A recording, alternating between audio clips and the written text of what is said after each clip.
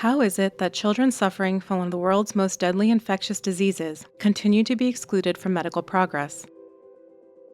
Every year, 1.25 million children and adolescents contract tuberculosis, or TB, but only half are diagnosed and treated. 9 out of 10 who die from the disease have never been treated. The main cause is the difficulty of making a correct diagnosis in children. Current TB tests are designed for adults and are not sensitive enough for younger children. Another difficulty is that symptoms among children are very different from those of adults.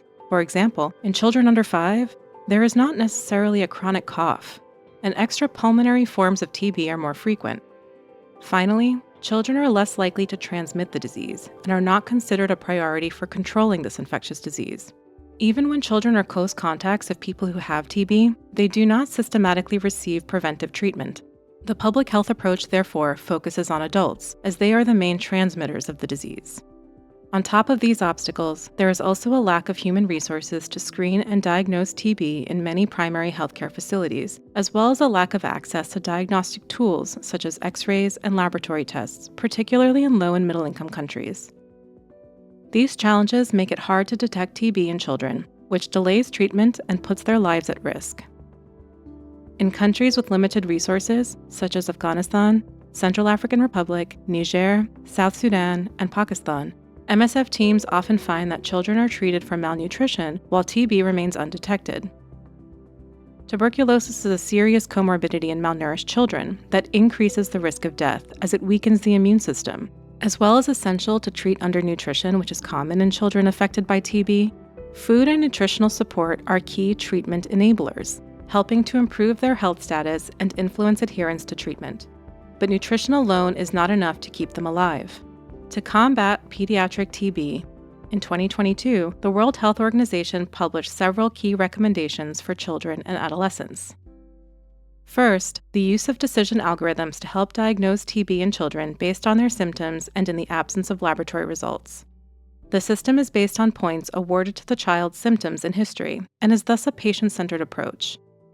In addition, the WHO recommends the use of short oral treatment regimens to treat and prevent non-severe forms of TB in children. In Somalia and in Niger, amongst other countries, the WHO recommendations have been implemented by MSF teams. The result, many more TB-positive children detected and treated, fewer misdiagnoses, and fewer TB-related deaths. On average, in the countries where we work and where these recommendations are implemented, the number of children diagnosed and treated for TB is up to 5 times higher.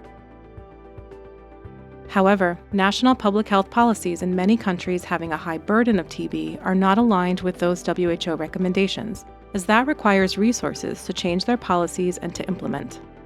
A report published in 2024 by MSF about 14 countries with a high prevalence of the disease reveals that only one country has a national policy for the diagnosis, treatment, and prevention of TB in children that is fully aligned with the WHO.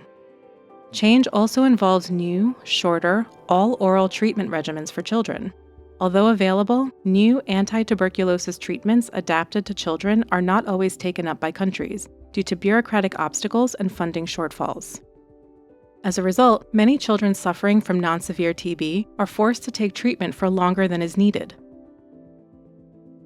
In addition, although child-friendly formulations of TB drugs exist, they are not always available to children, forcing them to swallow crushed, bitter adult pills in doses that are not adapted to their weight, potentially exposing them to serious side effects, treatment failure, and needless suffering.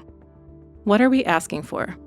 Sufficient funding for countries to support the updating and implementation of pediatric tuberculosis policies.